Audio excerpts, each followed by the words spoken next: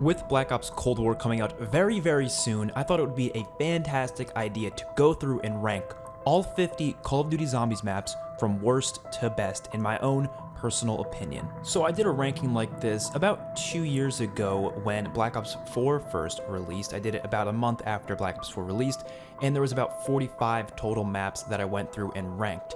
And we have gotten a couple more maps since then, so I thought it would be a good idea to update the ranking and make it a more full, complete list. This is of course including every single Zombies map, not just Treyarch, but also Infinity Ward, and of course Sledgehammer Games. So what do I count as a Zombies map on this ranking? So basically any map that can be played on a survival mode. This does not include Dead Ops Arcade though, this does not include grief modes, this does not include remasters, this just includes maps that can be played on survival. So that includes maps like Town, Buzz Boat, and Farm, those little survival maps, because they can be played on survival. But a map like Diner can only be played on Turned, or Subblock can only be played on Grief, therefore it is not being counted within this ranking. Remasters are also not being counted, but remakes are. So if the map got a new name, it's got a new purpose to it, it is now a remake. It is not a remaster, but if the map is literally named the same thing, like the Zombies Chronicles maps, those are remasters.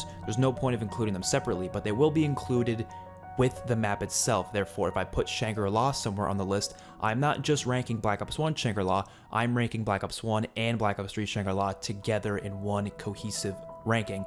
But a map like Mob of the Dead and Blood of the Dead will be in separate positions on the ranking because they are separate maps. The Giant is a very fine line between being a remaster and a remake, but I decided to make it an even 50 maps. I would have the Giant be its own separate thing because technically it is a remake, it has its own purpose, it has a different name, so that it's only fair to include the Giant as a separate map. And the Tortured Path is not one map, the Tortured Path is 3 separate maps. No one likes to count it that way, but personally I think it's the best way to count them separately.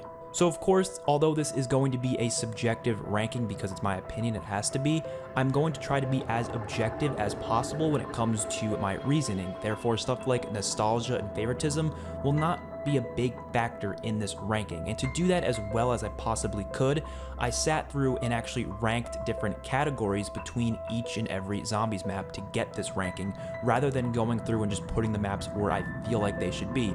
No, I sat down and actually really tried to think hard about it and put, point values for certain categories for each map in an objective way as much as I possibly could. Of course, it's still going to include my personal opinion in many different places. It has to be. There's no way to objectively rank zombie maps. So what makes a Zombies map good? I went through and ranked each of the maps on specific categories with the point values, and these categories included stuff like gameplay, story, atmosphere, and innovation. Gameplay includes stuff like the perks, the wonder weapons, the guns, the overall map features, the layout of the map itself. Stories, of course, like the characters, the overall plot progression. Atmosphere is stuff from the music, the ambience, the overall look of the map, and the visuals. And innovation is just like, what is new to the map? What did the map do to push the boundaries of zombies? Did it do any good things that changed the zombies formula? And when it comes to features in specific zombie games that go for every single map, like for example the Black Ops 4 perk system, that's a feature that's in every single BO4 map,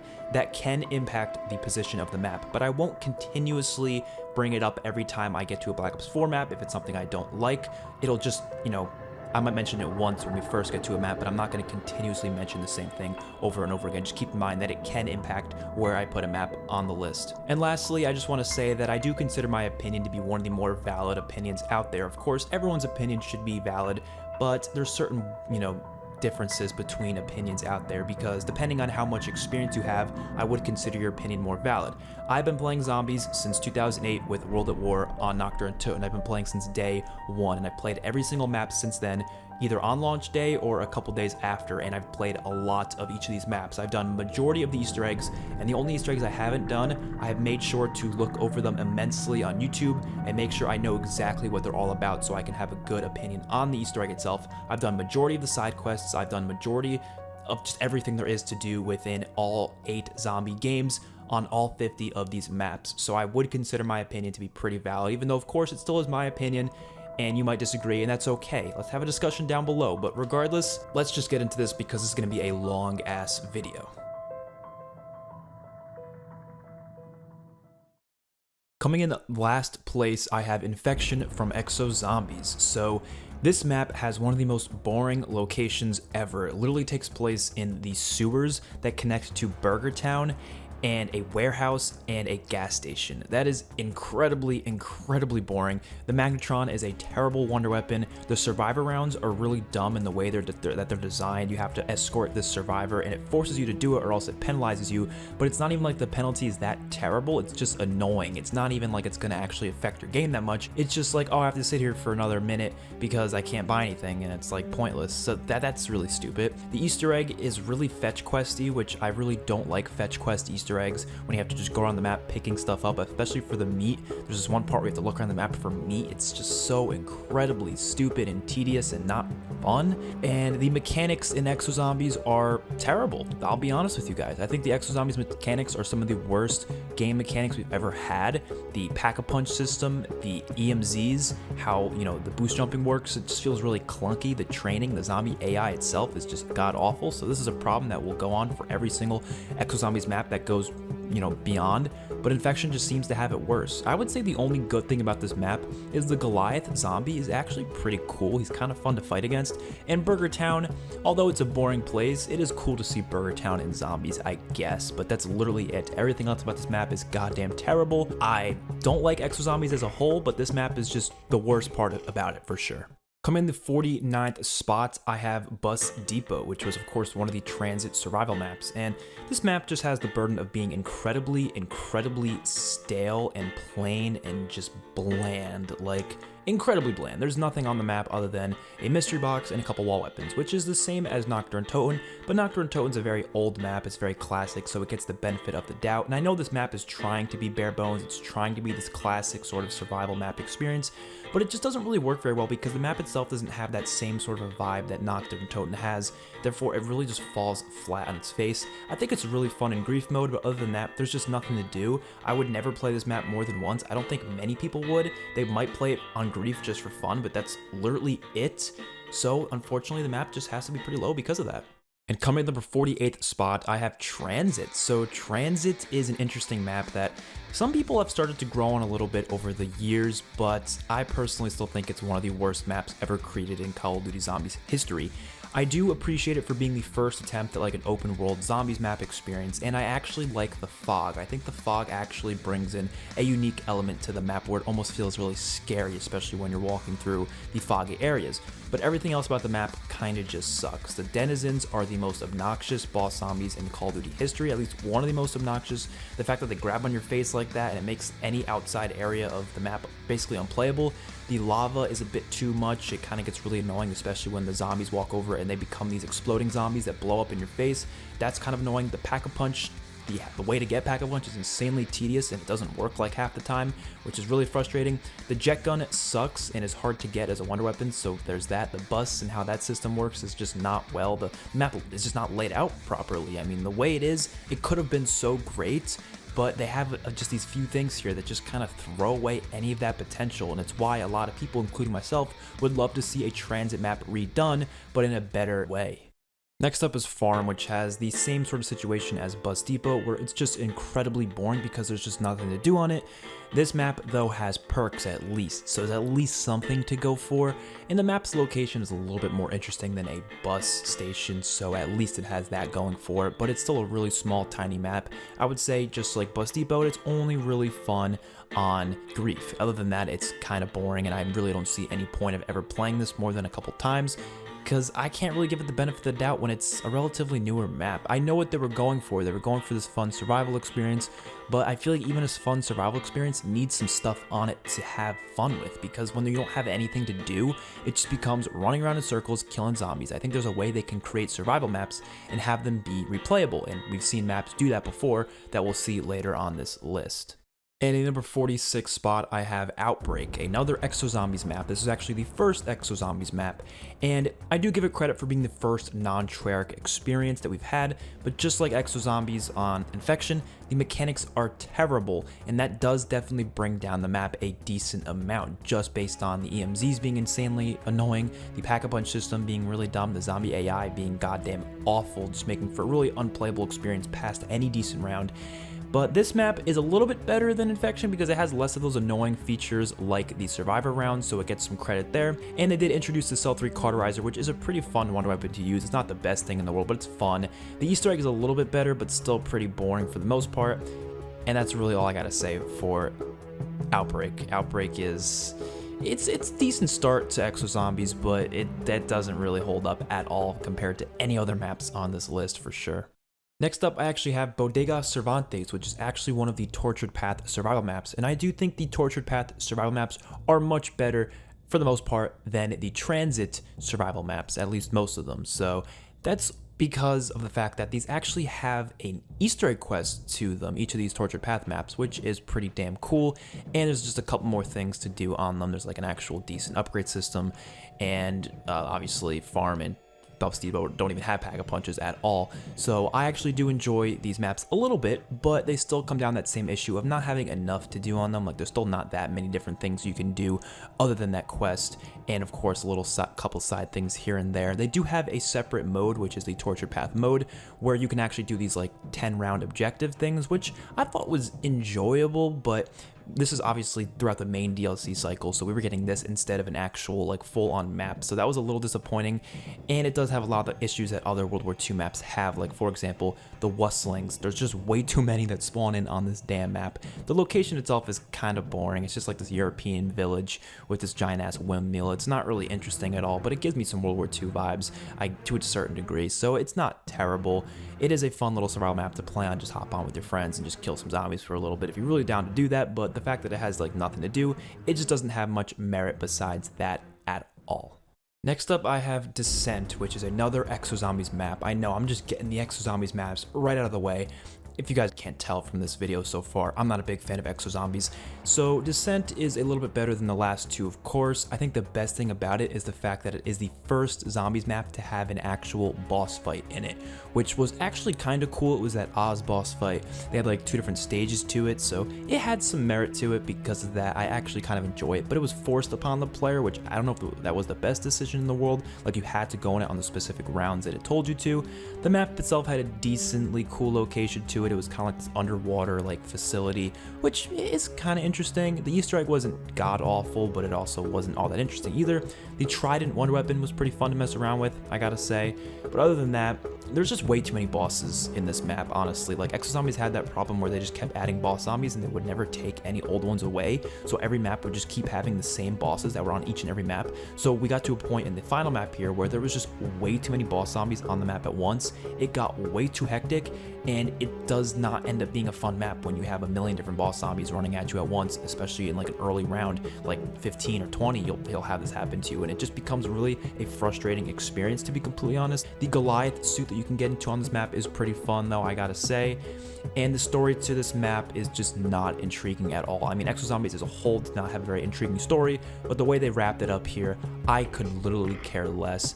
Not even just from a subjective point of view, but at least from what most people have said, and that's just how it is, to be honest. It's not that interesting of a story. And in the number 43rd spot, I got Nocturne Toten. So yes, the first map in Call of Duty Zombies history, but even with it being the first map, I'm giving it the benefit of the doubt. It is what started it all. It has to get credit. It's still so damn plain. I do like how creepy it can be playing on this map, having the weird little eerie vibes that you get playing on it, especially back in the day when it was really classic and it was the newest map we've ever had. But there's just nothing to do. There's just a mystery box and a couple wall weapons, and that's it. Black Ops 1 added Mule Cake, which was kind of nice to have. I'm glad they did that. I think the Black Ops 1 version of this definitely improved it a little bit because they also added the Thunder Gun. And then BO3 just added like the Gobble Gums and the Wonder Fizz. And I feel like that just kind of ruined the purpose of Nocturne Toten. Even if though it gave us more to do, it still kind of ruined the purpose of Noct. So I don't know. But each of the versions of Noct have been pretty decent in my opinion. They're just fun to mess with, but they don't have much merit up to it to make me want to put it any higher than that because there's just nothing to do it. There's no story to it really. There's minor bits and pieces of story we get with it later on, but as a whole, it's really just a very bare bones experience, which I know some people really enjoy, but for me, I'm not going to play this map too much, especially in 2020, so it's got to come in 43 on this list. So next up we have 5, which This map is honestly, it could be really fun. It could be really fun if you get a group of friends, and it honestly could be a good experience, but you could really have fun with any of the maps on this list, even some of the worst ones. But like trying to look at this map somewhat objectively, I do think there are some bad features about it. But first of all, the good stuff, the characters are really iconic and funny. I do like playing as characters like JFK and Nixon. That is cool. Fidel Castro as well. It's an interesting, experience with that, and it was actually the first ever zombies map to have an actual intro cutscene, so that was pretty innovative, I would say. But the Pentagon Thief is just one of the most annoying boss zombies because he takes your gun in such an early round, and if you don't have a decent gun at that time, you lose it. I feel like that's just kind of frustrating to go against. I feel like if he came a little bit later, maybe I would work a little bit better, but just the way he works in the game, I'm not a big fan of it. The map layout is really tedious and random, how the teleporters just kind of take you to random places around the map. Obviously, the remake of this fixed that, but this issue was just really obnoxious to mess with because you would just go through it and you'd be like, I don't know where the hell I'm going, and you'd be trying to get to one place in the map and you can't get there because your friend is down, and you're like, oh, I gotta get up here, but the teleporter keeps taking me over here, so it's like you just have to use the elevators, but then the elevators take a while, and I don't like the layout of this map at all. And just like a lot of the other maps on this list so far, there's not much stuff to do because this is before they started introducing Easter eggs and such, and the Winter's Howl is a crappy wonder weapon. Next up, I have the Giant. So the Giant is really interesting because the story behind it is really solid, but I'm not a big fan of the gameplay behind it. The map itself looks beautiful. It's a beautiful remake of Deriz. It makes Deriz look so much nicer because Deriz is not a very pretty looking map, but the Giant managed to make it actually look like a nice place. The opening cutscene is one of the coolest cutscenes in Zombies history for sure, when Richtofen 2.0 shoots Richtofen 1.0 in the face. That was great. And it is still too simple compared to most other maps, obviously. A lot of these maps are having that issue, obviously. I think the Easter egg maps are way more enjoyable, way more replayable, so they tend to be a little bit higher on my rankings. But this map doesn't have that much to do, just like obviously its other maps. The problem I have with the Giant the most compared to Deriz is that they changed too much, but also didn't change enough for Deriz. So this is a remake. This is not a remaster, right? So a remake, I would expect there to be more things added, like a lot more, like what the remakes in BO4 gave us. But this didn't really add too much to it. They added, the Annihilator, and then they just changed stuff that I actually didn't want to be changed. Like, for example, where the perk spawn. I hate random perk spawns. It's one of the things in Zombies I really have never liked, and they did that. I would rather the perks just stay in one place, but it is what it is. And they removed some of those iconic guns. I know they need BO3 guns, obviously. They're not going to remake every single gun they had in World at War, but I would love to have seen the PPSH on this map, at least add it after Grad Krovi came out, but they never added the PPSH to the Giant, which would have fit perfectly with the map. So to me, this map definitely is not nearly as fun and replayable and iconic and awesome as Deriz, but it definitely does have some decent things to it, like for example, the story and the intro cutscene and just how goddamn beautiful it is. So next up is actually going to be Classified from Black Ops 4. This is going to be very different from most people's opinions because Classified is never really seen as the worst Black Ops 4 map, but to me, it doesn't really fix much from 5 to make it that much more enjoyable. I think the best thing that it does though is, of course, the teleporters actually tell you where you're going now, so you can actually predict it. You can wait for it to tell you if it's going to, the bottom floor or the top floor, and that's when you can go in it, so it's not as random as it is in 5. But then it takes away some cool things that 5 had, like the Pentagon Thief I thought was annoying, of course, but I think they could have maybe brought him back in a unique and different way, and I would have probably liked it if they brought him back in a unique and different way, but instead they went with the generic dogs, obviously, and that's just kind of boring in my opinion. And the map itself obviously is in BO4, which I don't hate BO4's mechanics, I'll say that now, but some of them are a little bit annoying, like the point system. I don't love the perk system, so that definitely brings some of the maps down just a little bit. The round 150 Easter egg is insanely dumb, the fact that that's how you unlock the cutscene. That should not be the main quest. Sure, have that be something else to unlock maybe another special camo or something, I don't know, but having that be the main quest is really dumb. There's also just not much to do at all either, which has to do with a lot of these type of maps. You do have the Project Scatty Easter egg, which is pretty cool. It's really quick, but it gives you a free Winter's Howl, which the Winter's Howl is definitely improved over the Black Ops 1 version, so I'm definitely happy about that. And the music on the map is pretty cool. It definitely fits the vibe of the map very well. And now we are down to the number 39 spot, and I have Altar of Blood, which is another one of the Tortured Path maps. This is probably the coolest looking out of the Tortured Path maps, and the boss fight is actually pretty dope. Everything else about this map, I don't like. I don't like the Easter egg quest on it. I don't really like the fact that there's obviously just not much to do on it. And the objective rounds that you have within the Tortured Path mode version of this map are probably some of the worst out of all of the maps. They just don't really play well on this map. It's a very oddly designed map. It's like a big circle, and then you can go through it to the center area. It's not that good of a map. It's definitely better than Bodega Cervantes, but it's definitely not better than the other Tortured Path maps. Next up we have Verrucht, which was an insanely innovative map because they added perk machines and they actually had the characters speak for once, which is really awesome. The map is very eerie, one of the coolest ambient sort of feeling maps ever. Like you have the screams that you hear as you walk through the map, which is insanely cool. But of course, just like the other World at War maps, at least for, the first couple World at War maps, there's just not much to do on this map, and high rounds can be kind of cool, especially how you utilize the traps and such around the map, because the stuff on the map itself can't really last you much longer at all, really, but the traps can definitely get you pretty far, so I guess it's kind of fun to mess around with that sometimes, but other than that, Verrucht is definitely one of the planar maps out there, therefore it can't really be too high on my list. And coming at the number 37 spot, I have Town, which was of course another one of the transit survival maps, and this to me is the best of the transit survival maps. Not the best overall survival map that we've ever had though. There's actually a better one, or a better 2 or 3 of them that are a little bit higher on the list, but Town to me is one of the maps you can hop on and have a good time with, mainly because it has the Pack-a-Punch on it. The other transit survival maps did not have a Pack-a-Punch, so having the Pack-a-Punch allows much more replayability because you can just try out all the upgraded guns and just keep switching out new guns to upgrade and Pack-a-Punch. It allows you to go to even higher rounds compared to what you can get to on Farm and Bus Depot. And Town is just a cooler place overall. It's just a little bit bigger, has a little more room to move around and train and such, and I definitely can have some fun on this, especially when you do the starting on round 20 thing, which you can do on Town in Black Ops 2, which is a good time in my opinion, but just like those other maps, there's just not much stuff to do on the map, and the lava and the fire is kind of annoying, just like Transit and the other transit survival maps. It's kind of frustrating having to run through the lava and the fire. I feel like the map would be a little bit more enjoyable if it just didn't have that, but other than that, Town's a pretty enjoyable map for the most part.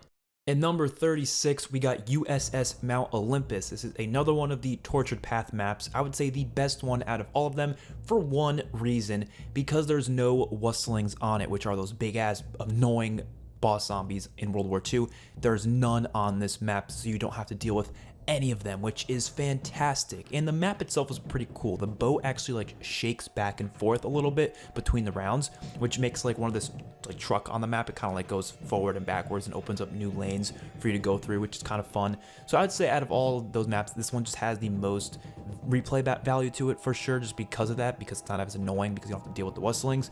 But other than that, it definitely doesn't have that much replayability because yes, it is still a survival map. It's still much smaller than other ones. But one thing that I have to mention about the sort of the objective rounds, I guess, the boss fight for this one compared to the boss fights for the other two is so disappointing. You kill that boss in like 2 seconds, so it's not nearly as fun as the other two, but the map itself is still much more enjoyable, like I said, just because of the wustlings not being there, and the boat itself is pretty cool the way it shakes back and forth. I kind of like it, and it kind of looks cool. Like the interior of the boat is pretty awesome, I gotta say. Down to the number 35th spot, I have Nuketown, which Nuketown is one of those maps that actually a decent amount of people really love, but there's also a lot of people who really hate it. I consider this to be just a little bit better than Town. They're very similar maps. They're both very, survival-esque maps that only have like 1 or 2 doors, and you have Pack-a-Punch and perks, and that's about it. And the mystery box, obviously, and wall weapons.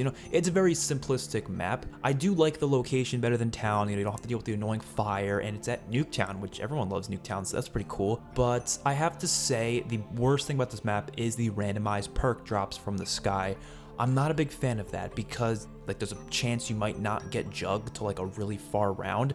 Just adds too much RNG to the experience. I feel like there's a time and place for RNG in zombies, but that kind of RNG is kind of restrictive to the gameplay loop that I don't really enjoy that. I feel like if the perks are just automatically on the map at spawn, I would actually like this map a lot more, and it might even bump it up a few spots, but I feel like that kind of takes away from the enjoyment, especially if you don't get jugged till later on. Like, yes, it does add some challenge to the map, but it's RNG. It's not like it's challenged just to be challenging. No, it's like, oh, you just got unlucky, so now it's challenging. You know what I mean? The M27 is only on this map, and it's actually pretty awesome, so that's definitely a big plus to Nuketown with having the M27, and the map itself is just a pretty cool location. There's some cool lore behind it with the story and such, so I gotta say, Nuketown's a pretty fun map. And now we've gotten to the best Exo Zombies map Carrier. Now, yes, of course, the best Exo Zombies map is not even that high on the ranking.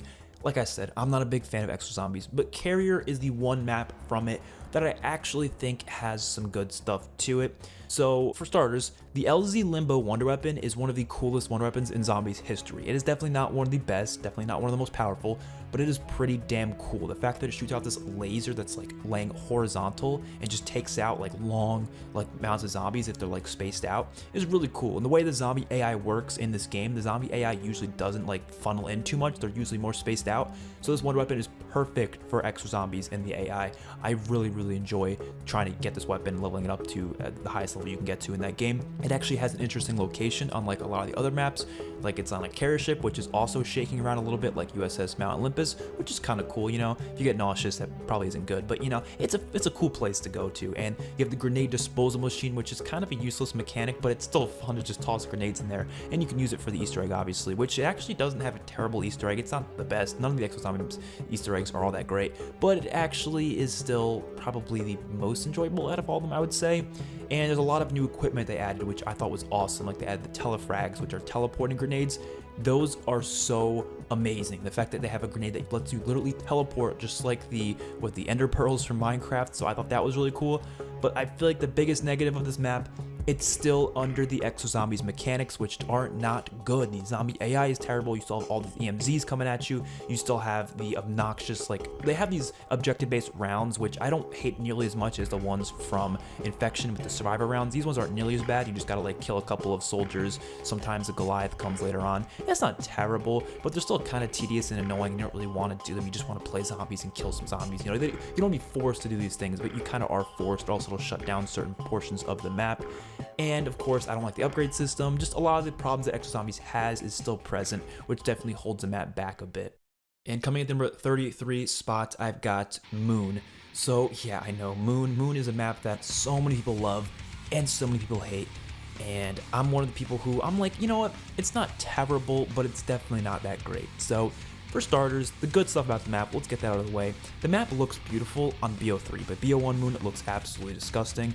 Storyline is amazing. This is probably one of the most storyline heavy maps out there. Like, it's got a lot of good stuff to it in terms of the story, like when you do the Easter egg and you switch bodies with Samantha if you're playing as Richtofen. That stuff like that's really awesome. I really dig that. The wave gun is pretty unique as a wonder weapon. I don't love the wonder weapon, but it's definitely unique and cool to use, definitely fun to use.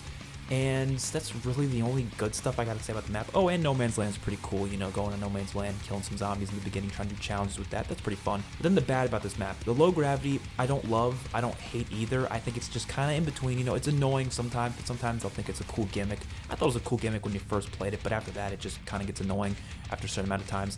It's too quiet sometimes, so you can barely hear the zombies. Obviously, that's for atmospheric effect, but I don't like it because you get killed way too many times in situations where you're like, yeah, I should not have died there because I could not have seen any zombies coming because you can't see all around you. You don't have as good a peripheral vision as you might have in real life in a video game, so you're just like, you just do not know where these zombies are coming from, which sometimes is kind of fun to be like a little, bit of a challenge, but sometimes, especially with Black Ops 1 mechanics, it's kind of annoying. I think it's a little bit better in BO3. The excavators, these stupidest things any zombies map has ever introduced ever. The fact that you have these giant ass saws that cut out certain parts of the map and can stay like that for the entire game if you don't successfully stop it. Why was that even a thing? I don't know. I think that's my least favorite thing on this entire map.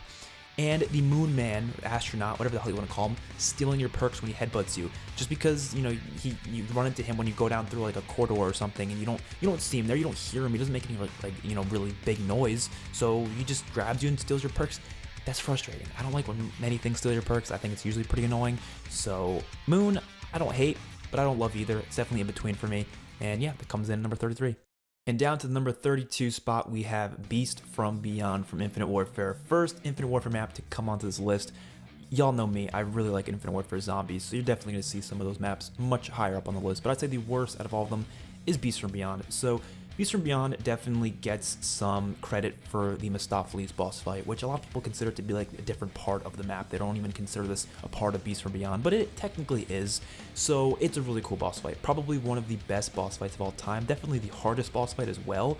I have yet to complete it. I've tried multiple times and I've failed, and I don't know if I ever will because it's not easy, but maybe someday. Maybe someday. It's the last thing I have to do in that game to fully complete it, I feel like, but you know, it is what it is. We'll get to that at some point. But the Extinction tie in this map brought as well, I thought was pretty awesome. I wasn't a big fan of Extinction, but to see some of that Extinction lore kind of creep its way into zombies, I thought was a brilliant idea, especially for the final map. And to have it be like it was all a film by WWII, I thought was pretty genius. But other than that, the map itself doesn't have too much good stuff to it. Like, I like seeing the Venom X there, but it was not that enjoyable as a wonder weapon. It was useful in like the boss fight and such, but just on the map itself, this map is really hard when you really play it, you know, enough. You know, the high rounds is not easy because of all like the Kung Fu zombies that come in later on and such. It gets a little bit too hectic.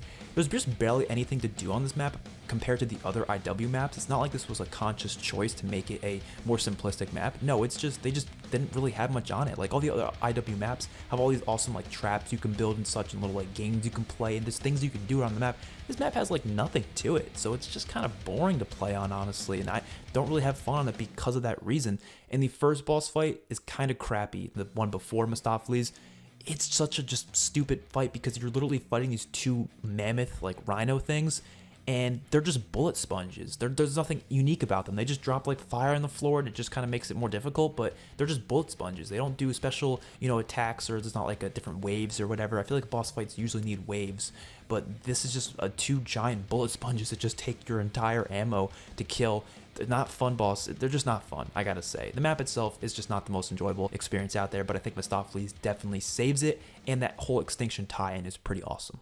And now down to number 31 spot, I have Grustenhaus, which is the survival map from World War II, which was on disc. And this one is actually pretty awesome. I would say it's the best survival map we've ever had that was like meant to be a survival map. Now, I think the coolest thing about this map is how it has some pretty unique elements to it. Like, for example, there's a little side Easter egg quest you can do, which allows you to get pack-a-punched weapons out of the mystery box. Well, first of all, it unlocks the mystery box itself, which isn't on the map before. If you don't do the Easter egg, you do it, you get the mystery box, and then you do another little Easter egg after you get a Jack in the Box, and then you start getting pack-a-punch guns out of the box, and you could just keep cycling through them, and they're just all pack-a-punches automatically, which is really fun because there's so many guns in World War II. It's pretty fun to just hop on this and just mess around with whatever guns pop up in that damn box, and you just keep trying out literally everything, which I love. And there's a randomized perk machine, so you can just keep trying for different perks and you just keep going for it until you get the perks you like. I think that's a pretty cool system. There's only like 6 perks in this game, so it's not like, you know, it's hard to get the ones you want, really, so it's whatever. I'd say the Wustlings definitely ruin this map, though, for like any round past like 20 or 30. Like, it's definitely adds some, you know, difficulty to it, but they're just annoying. Like, they spawn way too many of them. I feel like these Wustlings would have been much more balanced and much more enjoyable if they maybe just decreased the spawn rate of them, but maybe just make them a little bit, you know, harder to kill. So they're still a challenging objective, but they're not annoying, because when you just keep bringing them in like constantly throughout the rounds, especially as you go higher up, they're just so damn frustrating. Coming at the number 30th spot, I have The Darkest Shore, which is, in my opinion, a bit of an underrated map. I don't think it's nearly as bad as some people make it out to be.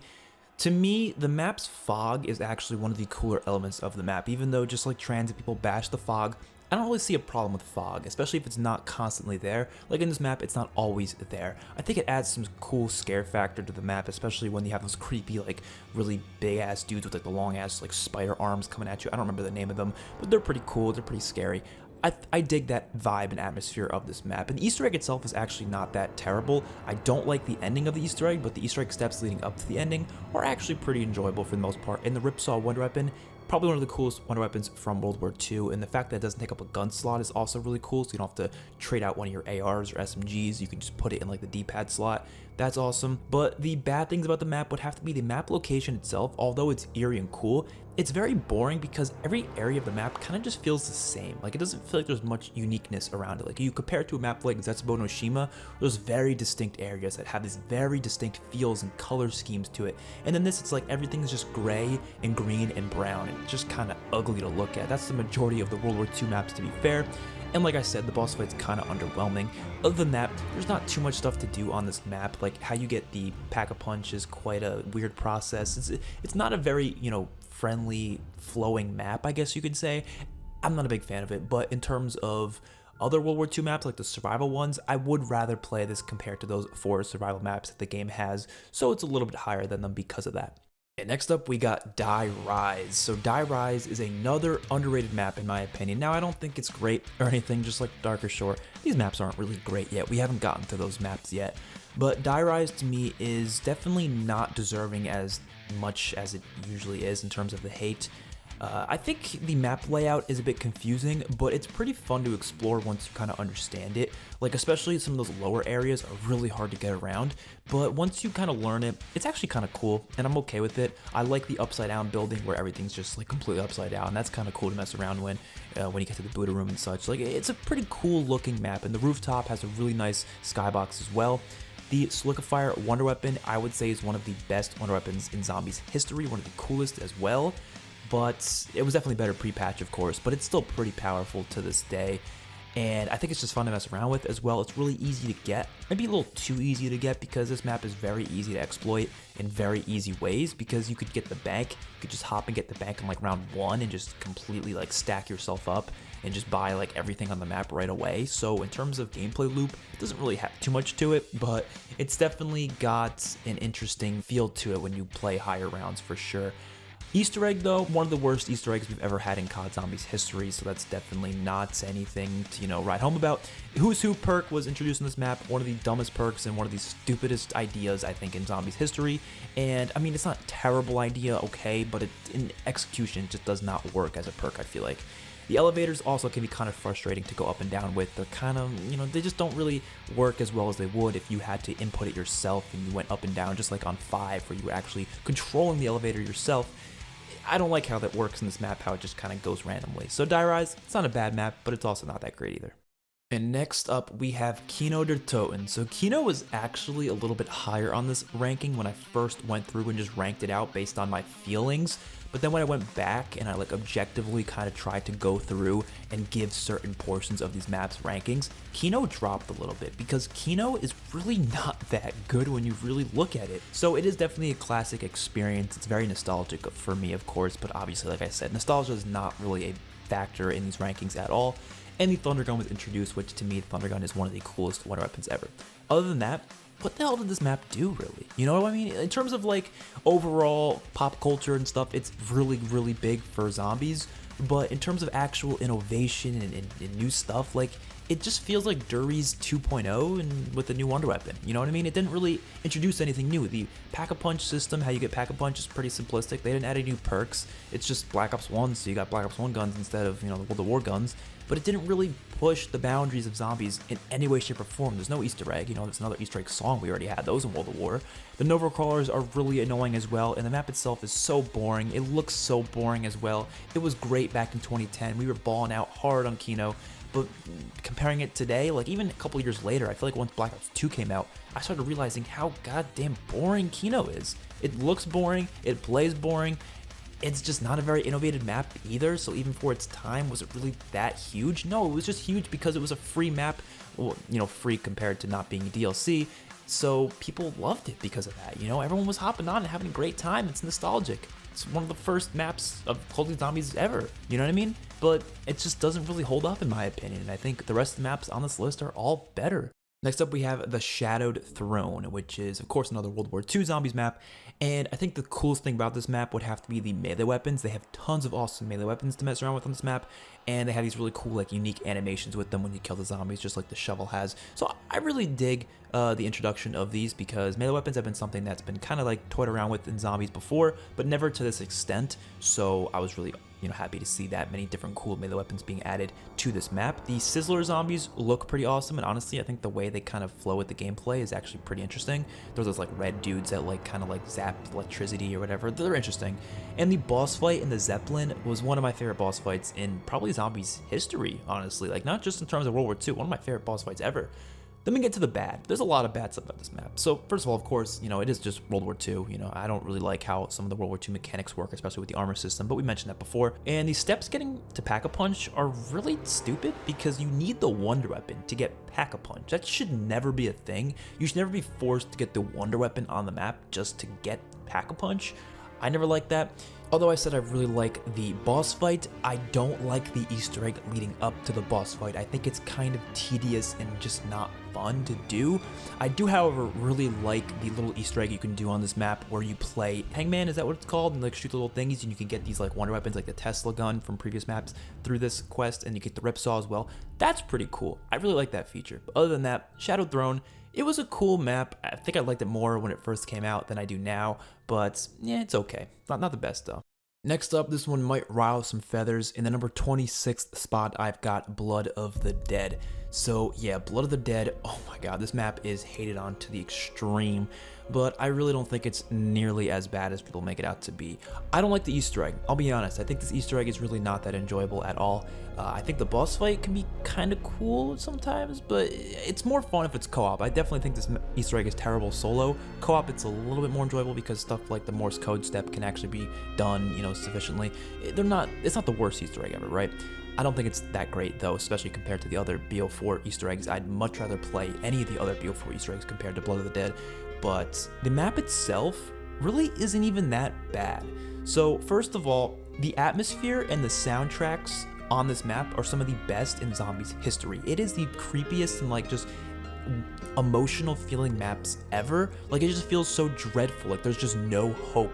Like everything is just lost and gone on this map, which is exactly what it should be like, because I mean just that's the whole vibe the map gets, especially just watching like the trailer that they had, like they released a day before the game came out. That trailer was just amazing. And then going into the map, you get the cutscene. The opening cutscenes are great, the ending cutscene's amazing. The story on this map overall is some of the best story from, I think, most zombie maps out there. And the introduction of the magma gat was pretty cool. I think that was fun to mess with. The new locations they added themselves, like the laboratory that was at spawn, that was awesome. But some other negatives of the map I would say exist, like for example, the acid gat is definitely downgraded compared to the original acid gat, but I guess the magma gat kind of makes up for it a little bit. Other than that, I don't see many bad things about this map, to be honest. Of course, it is still under the Black Ops 4 engine, and the mechanics in Black Ops 4, I'm not a big fan of some of those mechanics. Like I said, they don't ruin these maps for me, but there are some things I would have, enjoyed a little bit more, I think, if you had like a BO3 system, for example, in place. So, yep, Blood of the Dead comes in number 26. And we are officially halfway through the ranking. We are at the number 25th spot, and I have Shinonuma from World at War. Of course, was also in Black Ops 1 and Black Ops 3. Shinonuma is another underrated map. I think there's like a couple of underrated maps in a row, or well, not, Keynote or Totem was obviously the overrated one. But Shinonuma to me is really, really damn underrated. And I think the best thing about this map would have to be the high round potential in World at War. Like I said, I think the World at War version of this map destroys the Black Ops 1 and Black Ops 3 versions. Like, I would never care to play the BO3 version, or even the Black Ops 1 version for that matter. But World at War on this map is really enjoyable because of the high round potential, because you can get to crazy high rounds really quickly, like, because you have a 24 zombie per round cap in World at War, so these rounds you just kind of fly through them, which makes it a lot more fun, especially with the Wunderwaffe, the insane training places you can do on Shinonuma. The dogs are like terrifying on this map, and they were introduced here for the first time, so that's really innovative for Shinonuma. The Easter egg song, one of my favorite Easter egg songs in Zombies history, so that's awesome. Other than that though, the map is kind of boring to look at. It's very samey all around. Like, there's not very, unique locations. Like, you compare it to, like, the Darkest Shore, for example. It's very similar all around. There's not very unique places. You have the cabin and then the 4 areas around it. The layout, I'm not a big fan of. I don't like how you start in the middle and you go to these 4 other sections. If the 4 other sections connected around somehow, I think it could work, but since you all have to keep going back to the central hub, I'm not a big fan of that. Like, compared to Revelations, think about starting in Nocturne Tone and going to the 4 different sections of Revelations.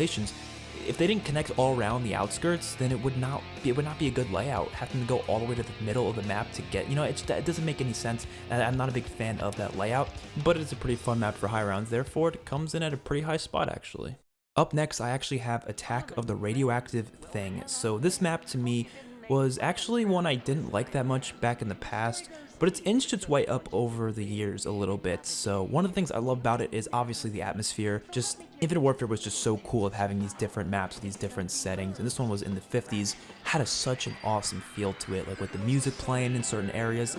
I wish the music was a little bit bigger, like maybe blasting throughout certain areas like it was in Spaceland and Raven the Red was in Shout and Shuffle, but it was only kind of in certain little small areas. I wish it was a little bit more.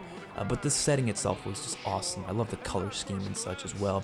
The Mad Wonder Weapon is incredibly unique and incredibly fun to use as well. I didn't like it at first, to be honest. I didn't like that there was no upgrade quest for it.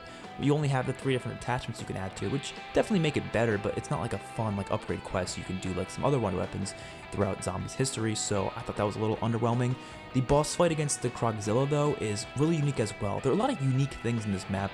Some of it's, good, some of it's just okay. But being unique is still always a great thing in my opinion. Even if it's not the best thing, it's still at least trying to be different. But, it'd be better if it was, of course, a good unique and not bad unique. And the buildable traps are also unique to this map. Like, there's a lot of buildable traps that you can only get on this map that aren't in any of the other Infinite Warfare maps, so I love that a lot. I love how they changed the wall weapons to be more ballistic weapons rather than the laser weapons to kind of fit with the 50s vibe a little bit more. That was cool. And then we get to the negatives. The Easter egg itself isn't the best. The chemistry steps are kind of tedious and just, to me, not something I'd ever want to do more than once. I have done this Easter egg once and I don't plan on ever doing it again because it's just not really fun to do. You gotta take a lot of pictures, you gotta take a lot of mental notes, you gotta take a lot of, type things out, draw things or whatever, write things down.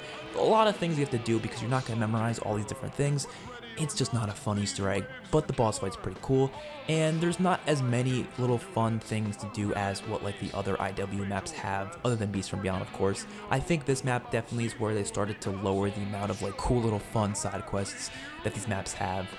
But it's still really fun to play on, honestly, and I really like the boss zombies, the little Krog guys and stuff. They're fun to mess with, so like I said, this map's pretty good. This is when we're starting to get to the good maps on the list for sure. Like the rest of them here on out are good, or even we'll get to the great and amazing ones later on as well. In the 23 spot, I have Shangri-La, another underrated map, which is actually starting to get more appreciation today, I feel like, than what it used to. To me, this map is one of the prettiest looking maps in COD history. That is in Black Ops 3, of course. Black Ops 1's version is a little bit, too green and gray, but the Black Ops 3 one kind of opens up those greens and makes them a little bit more next-gen-esque, which, of course, that would make sense because it's a newer game, so, it's obvious. The baby gun is really cool, one of the coolest wonder weapons in Zombies history, and actually one of the best as well, if you know how to use it correctly. And it's a difficult map, but it's a difficult kind of feel that I like, though. Like, it's not difficult annoying, it's difficult fun, and that's always important. Difficulty, on these maps is not always a bad thing, and I feel like some people usually think they are. They're like, oh, the map's too hard, therefore it's bad. And I don't think that's true.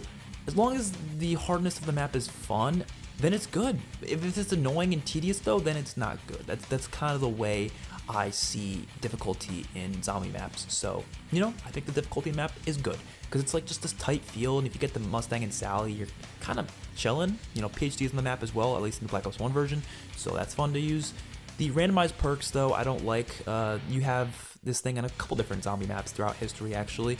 I prefer when the perks are always in the same location, but this is when they started to kind of make it so the perks kind of switch between different games. I'm not a big fan of that. It's not a big deal, but I don't love that. The napalm zombies can be a tad bit annoying. They're not the worst things in the world, but they could be a tad bit annoying. The spike traps and the other traps, they should be spaced out a little bit differently. I do like them. They add an interesting, like, Indiana Jones booby trap feel to it, but they shouldn't be all around the map cutting off like routes to like just general locations. They should kind of be maybe spaced into places where it's like certain locations where you only have to go for certain things, but it's not terrible. And the way to get Pack-a-Punch I don't like in co-op because it's just stupid, because you need to like, cooperate with your teammates, and obviously if you're playing with, bad teammates, it's just not easy to cooperate with them to get Pack-a-Punch. So playing co-op in this game without people, you're comfortable with, it's not a good time, I gotta say. The Easter egg is pretty cool as well, how you can like turn everything nighttime and such. I think it's a cool Easter egg, but it's definitely not one of the best Easter eggs we've ever had for sure. Voyage of Despair. This map is another absolutely hated upon map that I really don't understand most of the hate for it. Like, yes, of course, it's in Black Ops 4. Let's get that out of the way. But let's talk about what's good about this map. So first of all, the atmosphere. Oh my god, the atmosphere. I love it. It's depressing, yes, but it should be. It's the Titanic. Of course it should be depressing. The atmosphere and the soundtrack to this map, the Easter egg song, is so good. I love that. I love the first couple like times I played on this map. It was so just like eerie and creepy, and the way they were able to, you know, put in so much detail for the Titanic, like the location itself. Just walking through this map and looking at the different things like on inside of the boat itself, it's just outstanding to see the amount of detail put into this map. I love that. I would love this to be like another, you know, remade map in the future, but maybe done a little bit better in a, you know, better game. I think that would be awesome. The Kraken Wonder Weapon with its elemental upgrades I think is kind of fun. It's not the best Wonder Weapon ever, but it's a cool looking Wonder Weapon for sure. I enjoy using it. Let's get into the bad though, because there are a decent amount of bad things about this map as well. The Easter egg, incredibly tedious, not solo friendly at all, and the boss fights, although I like the boss fights, I don't like how you're practically forced to have the Hellion Salvo or else you're just not going to have a good time on it at all. The map layout can be a bit too big. I don't mind that it's tight at all. People complain that it's really tight, but that's not the issue. I kind of like that it's tight. It just makes it a little bit, you know, more difficult, and especially with Black Ops 4's mechanics like the specialist weapons, it makes it pretty easy to get through the tight corridors anyways. It's not that big of a deal, but I do think the layout itself, like definitely the lower areas, it's not as easy to get around the map as it should be. You know, of course you have the fast travel techniques, which are annoying because they cost 500 points, so like you don't want to always do them. There should have been more ways to get around the boat. I feel like maybe that would have made it a little bit more enjoyable and a little bit easier to get around the map itself. But they also should have done more with the whole fact that it's Titanic, you know what I mean? Like it's the Titanic, the movie. Remember watching that with the boat sinking and stuff? Imagine how cool it would have been if the Easter egg, you were on it while it was sinking rather than it just sinking in the ending cutscene. That would have been awesome. Like you have the little bottom areas where it's like, you know, full of water, but that's it. Imagine it was just sinking while you're doing the Easter egg, and then by the end of the Easter egg, it's like almost underwater. How amazing would that have been? Now, I don't know if they had the time or the resources to make it that crazy. I'm sure they didn't, and I'm sure that's why it wasn't that way, but it still does not deserve the hate it gets, not even close, in my opinion. So yeah, that's why it gets the number 22 spot. Next up, I've got Tag der Toten, which Tag der Toten is the newest map we've had, of course, until Cold War comes out really soon. But Tag der Toten, to me, is not a bad ending to the Ether story, or at least the main first chapter of the Ether story, I guess you want to call it. I think it was a good ending in terms of the storyline, of course, but in terms of the overall gameplay aspect of things, I think it could have been a little bit more enjoyable, it could have been a little bit better. But I think in terms of wrapping up the story and the lore and all the different, you know, things that were kind of going around, and they wrapped up a lot of good stuff through quotes, through radios, through cutscenes, through everything that this map has to offer. I love the atmosphere, the soundtrack. A lot of the BO4 maps have great atmospheres. I love how you're in the daytime with Call of the Dead now. So to me, it kind of just made the Call of the Dead layout a little bit more enjoyable, the way it plays out. Honestly, I thought Call of Duty always did a pretty good layout to the map, but I kind of like it a little bit more here. The challenge system and the rewards that you can do with those little things that like kind of connects back to the Hermit, which is actually Pablo Marinus, of course, and they're pretty fun because you can get cool rewards out of it. Like you can get some like shield thing, you can get a fire cell, you can get this ice pick that helps you break out of the ice quicker when you get stuck in it, so that's cool. The round 200 Easter egg, which pushes you all the way around 200, is pretty fun. I don't think it's, you know, the coolest thing ever, but it's a fun little side quest to do if you want to just get to around 200 right away. It's not that hard to do either. You just defreeze yourself in like 10 different ponds or whatever, and it's not very difficult to do. And the facility area is awesome. It's got a lot of good story stuff to it, a lot of cool radios, and just stuff for story geeks to just freak out about. The wonder weapons are kind of boring. You know, you just got the Thunder Gun, and the new variant of the Wunderwaffe, but I feel like they could have had something a little bit cooler than that for the final map, definitely. They could have done something better. The ending, like I said, the story of the ending was great, but I think it could have been a lot better if it was obviously a better cutscene and not like just, you know, the cartoon, whatever cutscene they did with like the slideshow type thing. I think it could have been a lot better. And if they actually gave us more of a boss fight of some sort, I don't know. I'm not a big fan of us playing as Victus for the final map either. I mean, if this wasn't the final map, I think it would be a lot better.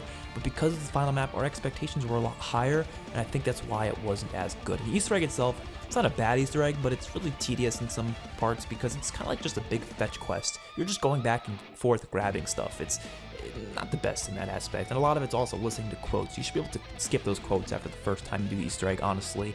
It's just kind of annoying listening to quotes over and over and over again when you do the Easter egg over and over again, so it's not a very replayable Easter egg for that matter. So the map itself, It's not that bad, but it's also not that great. Of course, the BO4 mechanics do hold it back just a little bit. And coming into number 20th spot, I've got Ascension. So Ascension was actually one of my favorite maps. I'd say my favorite map when it first was coming out, like in Black Ops 1, leading into Black Ops 2. I was always a big fan of Ascension, and it's obviously simmered down the list a bit over the years. I love the black and white until the Pack-a-Punch is turned on idea. I think that's pretty cool. It definitely has a cool vibe to it before you turn on the Pack-a-Punch. That's cool and all. The PhD Flopper Stamina was introduced in this map. Two of some of my favorite perks to ever be introduced in Zombies history. Two very necessary perks for certain maps. I think PhD, is a little more unique because it hasn't showed up as much. Stamina Up's like a, map, a perk that's in every single map nowadays. So that's, is what it is. The Thunder Gun returning was a little bit, disappointing because it's not an original Wonder Weapon. It's one we just had in Kino, but still, I love the Thunder Gun, so I'm still glad to see it back at, at a time. We weren't always expecting new Wonder Weapons at this point because look at Deriz, they didn't add a new Wonder Weapon, they just had the Wonder Off again. So it was kind of the same deal here, but it's still cool. The Gersh device is awesome, and this is also the first map to have an actual Easter egg quest, which is awesome. Very innovative because of that reason, but it wasn't that great of an Easter egg quest. It's just cool that it was the first map to have it. And the whole Pack-a-Punch sequence when you launch the rocket, that's awesome. The map itself is a pretty cool play. But then we have the worst thing about the map, the thing that to me kind of ruins it a little bit, are the monkeys. I hate them. They're the worst boss zombie ever. They're just stupid. Taking the perks is just way too much to deal with, on solo especially. Co-op you can kind of deal with it a little bit, and yes, you can manage it in some ways if you just have one or two perks. Once you get 3 or 4 perks, it's just game over, man. Black Ops 3, you get Perkaholic. It's just they're gonna take all of them. It's just, I don't like that. I don't like any boss zombies taking perks. I don't think they ever should in any map. So whenever there's a boss zombie that takes perks, I always am gonna say it's a bad thing. But the monkeys are the worst proponent of taking perks. It's tedious, it's annoying. Honestly, if they just replaced the monkeys with just coming at you and killing you instead, I think it would have been really cool because monkeys are pretty awesome, and coming at you and killing you would have been kind of frightening because they look kind of creepy, but they don't really come at you. They just come at the perks, and every now and then they might, do a little ground pound on you or whatever, but it is what it is. The map itself, though, I love the layout of it. I think it's one of the coolest layouts we've had. You take the lunar landers up to the, spawn. I like that. Ascension's a pretty good map. Next up, we've got the Frozen Dawn, which actually made World War II Zombies a little bit more enjoyable, in my opinion. I still haven't gotten enough playtime from this map that I wish I did, but I played the Easter egg through once, and I actually really had a good time. I thought it was actually pretty enjoyable, but I would say the worst thing about this map is the fact that there's definitely way too many boss zombies on the map. This is the same problem that Descent had back from Exo Zombies. World War II had the same problem with that game, that they just kept adding more and more boss zombies and not taking the old ones away. They just kept keeping them, so you had all these boss zombies on this map to the point where it got a little too hectic at some points. And the map is kind of small, in comparison to what you kind of would think a zombies map should be, especially the final map. It's not a big map at all, which is kind of underwhelming. There's this whole awesome epic exterior you can see to the map, but you can't go to it. You're just kind of forced into this little area that's little caves or whatever. It's not the coolest map in the world, but the melee wonder weapons you can use are awesome. I was talking about the melee weapons from the Shadow Throne. You have wonder weapons now that are melee weapons, and you have a shield one, you have the scythe, and they're pretty fun to get, and they're pretty fun to use and upgrade as well. So I definitely applaud them for introducing some really cool wonder weapons to this map.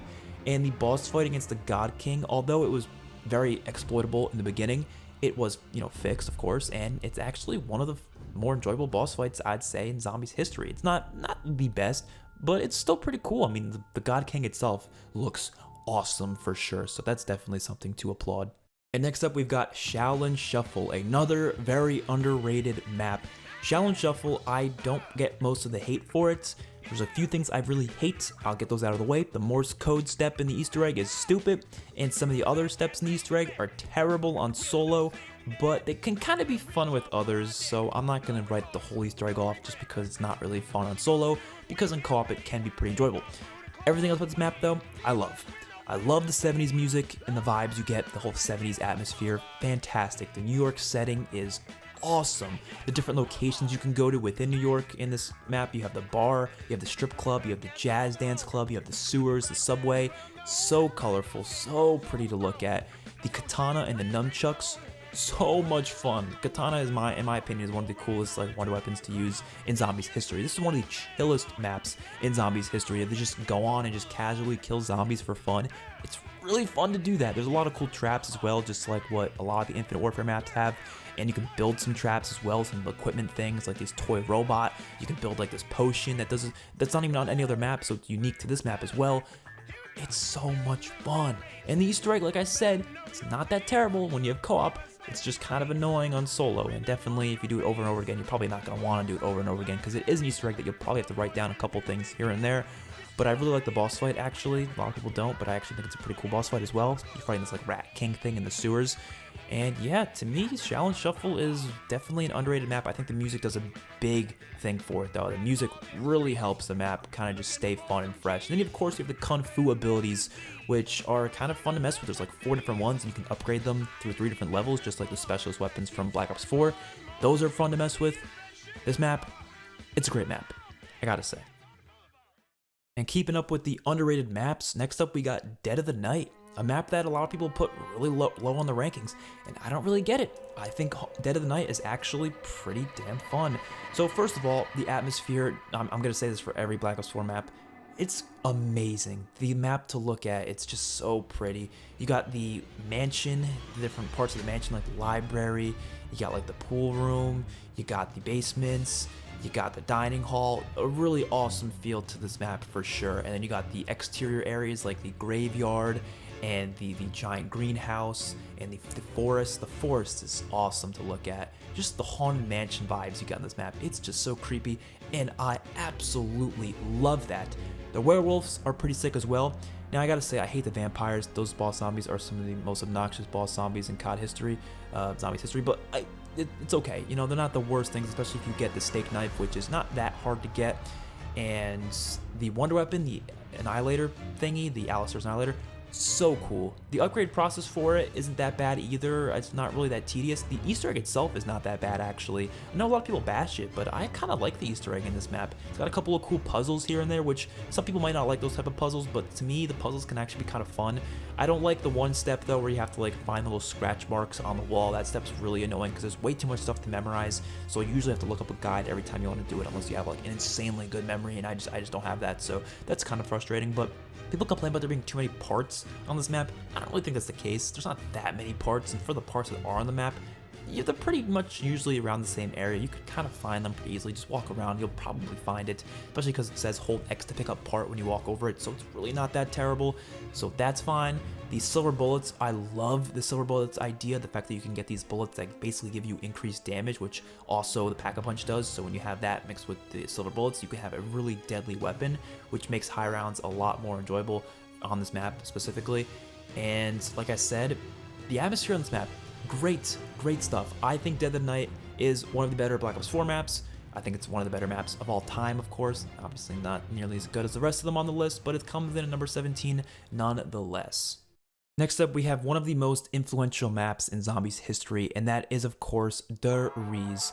This was the first map with the Pack-a-Punch machine, and the first map that really solidified a decent storyline and kind of laid it out a little bit more. So for that, WWII is very influential for the Zombies franchise, I would say, and that's definitely enough to push it up pretty high on the list. I love the layout as well. I think it's perfect for a small map like this, the way it's laid out, and actually other maps in the future kind of replicated this design, like for example Garad Krovi, so I think that's huge. Wonder Off is back as well, which now it's even more enjoyable because you actually Pack-a-Punch it.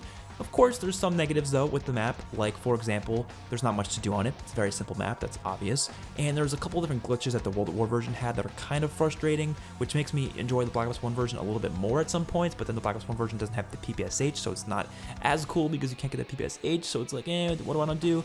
But the World at War version, the problem with it is actually there's this glitch with Juggernaut that you can get, Juggernaut will just like go away if you like kill, I think, a dog with the Wonder Waff and it's like right next to you or something like that. It sometimes does this glitch where it just takes Jug away from you, but it'll still be there on your screen, so you just won't have Jug. It's a weird glitch, kind of ruins the World at War version for me just a tiny bit. You just gotta really avoid killing the dogs with the Wonder Waff, but regardless, it's still an incredibly innovative map, and that's definitely enough to push it up pretty high. And even then, it's still fun to this day because I think the way the map's just laid out with the catwalk and such and having a couple good training spots in the bottom areas, I would say it's pretty enjoyable. The map is really ugly though, ugly to look at, very, very gray and dark and gross, kind of like Kino, but at least it has some more.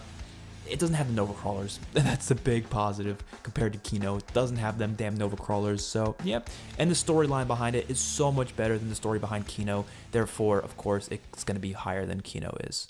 And now we are itching our way into the top 15, and we have Zetsubo no Shima. Yes, this is our first Black Ops 3, like actual Black Ops 3 map, besides the Giant, obviously, on this list. And it is this damn high. That just goes to show how amazing the Black Ops 3 main maps are. Zetsubo no Shima is the worst out of all of them, but it is still so damn incredible. I would say the next 15 maps are all at least amazing, you know, and then the rest, you know, even better and better as they get higher, obviously. So Zetsubo no Shima, I love the unique island atmosphere that this map has. I think every Black Ops 3 map, I'm going to say the same thing. The atmospheres are stellar. I love the swampy sort of weird, like creepy feel it has. It's not scary necessarily, but it's just creepy and eerie.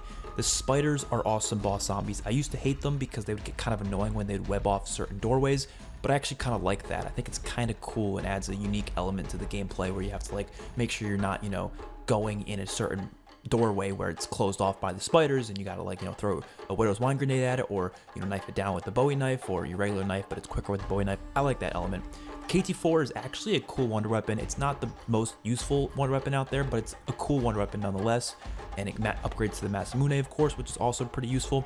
The giant spider boss fight, so cool. One of the coolest little things they added into any zombies map ever. It's like a little mini boss fight before the actual boss fight, which actually I'd argue it's better than the actual boss fight. It's really easy, probably too easy. You can destroy him in like literally less than 10 seconds, but it's still pretty fun, especially the first couple times doing it. Like the first couple times doing it was pretty hard, but once you learn how to do it, it's like, okay, this is a breeze. The free Widow's Wine you get from there also was pretty awesome. I liked how this map didn't actually have the Wonder Fizz machine. They actually kind of made it so you had to get the other perks either through eating the fruit plants or Widow's Wine being, you know, there, and the other perks are just obviously on the map. I kind of like that. It makes it different than the other maps in the game. The plant mechanics add a lot more replayability to the map, although they were kind of tedious to mess with. I just liked them. I liked messing with the different, you know, combinations of water for different plants and getting different things out of it, getting different power-ups, getting different trap plants, getting the, you know, like the fruit plants that give you free perks. The challenge podiums with rewards are always nice to see. The spider bait mini Easter egg quest to turn into an actual spider is pretty cool. And the KT4 upgrade is a process that I'm not a big fan of, but the outcome of it turns into, obviously, like I said, the Masamune, and I'd say it's a very, very, like, rewarding upgrade because the KT4 is, like I said, not that good, but the upgrade to the Masamune is a pretty big leap in upgrading. You know, it makes it a lot better for sure. I'd say the worst thing about the map, though, would have to be the Thrashers. They're a little bit annoying, and they spawn in way too much, and I'm not a big fan of the Easter egg of this map. I think it's a little weird. It's, like, really short, but it's also not fun to do either. The boss fight also is kind of underwhelming, but it does open up some really cool underground area that actually is there after you beat the Easter egg, and then you can just go there whenever in that same game, so that's pretty cool. And in the number 14th spot, I have Raven the Redwoods, kind of similar to Zetsubo in some ways because it has that creepy atmosphere, but it also is a little bit goofy here and there too. You know, it's not trying to be overly serious. It's trying to be this cheesy, like 80s horror film, kind of like, you know, Friday the 13th, but in a very, very cheesy way, because then you have all these like crazy rave things going on. You have the drugs you can take that just make everything all colorful and crazy. The chainsaw wonder weapon is awesome. You actually get it after doing the Easter egg, and although it was really overpowered for a little bit, it's not nearly as good as it was, you know, before. They patched it because it actually was too overpowered. It was like you can just sit in a corner with it if you tape your controller and you would just never die. But it's still pretty fun to use regardless today, so I think it's a rewarding thing to do after the Easter egg. The 4 elemental crossbows are pretty fun to use. They're not the coolest wonder weapons ever, but they're still pretty fun. They're really useful, especially the acid rain one, I think, was one of the more useful ones, and the Trap-O-Matic is really unique. And so just high rounds on this map is usually pretty fun. I mean, like, it is in most Infinite Warfare maps in my opinion, because there's just a lot of stuff to do. There's a lot of stuff to mess around with. There's the weapon charms you can get, which give you these cool little, you know, unique abilities, and you do them with these small little quests that aren't too hard to do, to be completely honest. And you have, of course, the slasher boss zombie who comes at you when you go into that rave mode. And during the Easter egg quest itself, he comes at you outside of rave mode, and he is just so damn cool. The way he just runs at you with the chainsaw, just like, it's insane. It's awesome. And then you fight a bigger, like a super slasher version of him in the main boss fight for the Easter egg. And I'd say the Easter egg in this map is pretty damn awesome, I gotta say. The only negative I have for this entire map, I feel like, honestly, is the boat ride to Pack-a-Punch takes way too long. It's so boring. You're just sitting in that boat. It's good if you're trying to go for a quick little pee break, but other than that, it's just so annoying sitting there, because it's not like it's the, you know, the Grotkrovi, you know, thing where you're driving on this dragon and it's like, oh my god, this is epic. This is literally just you sitting in a boat just going really slow to the Pack-a-Punch. It's so annoying, but other than that, this map's pretty damn fun. I really do enjoy it, so it comes in at the number 14th spot. Next up, another very underrated zombies map, and that is Alpha Omega. So Alpha Omega, when I wrote out my own personal list for this, it was like number 6 or something. It was really high up there. But when I looked at it objectively, I realized that I'm very, very, very, very biased towards this map. I don't know why. I think I was just really having a good time in my life when this map came out. And I guess I was just really happy. So just the map just ended up being a lot more fun because of that. But I'm pretty sure that was very, very just, you know, it was way too biased for me to want to keep it like that. So I realized this map isn't nearly as good as my own personal feelings are towards it, but it is still a good map. It's still pretty damn great. I don't know why everyone shits on it. Honestly, a lot of the reasons people shit on it don't really make much sense to me. Calling it a remake and saying it's crap because of that is stupid. Let's go through everything. So obviously, first of all, it's the Nuketown location. We're back there, but they expand upon it with the bunker and the other Nuketown houses. So that's great. There's a lot of great lore behind this map. It's shitload, especially with like the Broken Arrow facility and such. That's pretty cool to look into.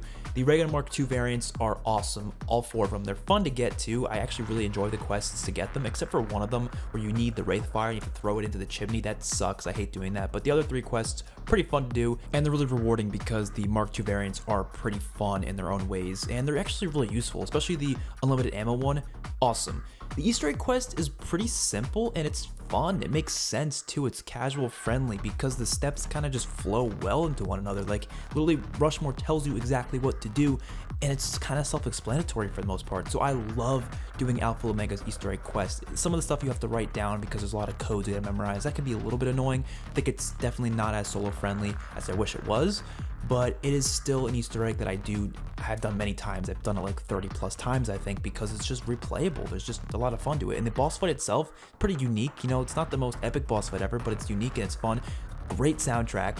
The 50 soundtrack on this map is amazing with that music. I love it. The map design itself flows really well. The way that you can go under to the bunker, you can get around the map pretty simply through different like teleportation techniques and such, because you can, you know, build a teleporting device and you can, you know, place it around the map in whatever you want. So I love that feature. The fact that there's 8 characters on this map that you can play as Primus and Ultimus is awesome. That's all the great stuff. And then the bad stuff, I would say, yes, it's unfortunate that we have these cartoon cutscenes just like Togger Toten does.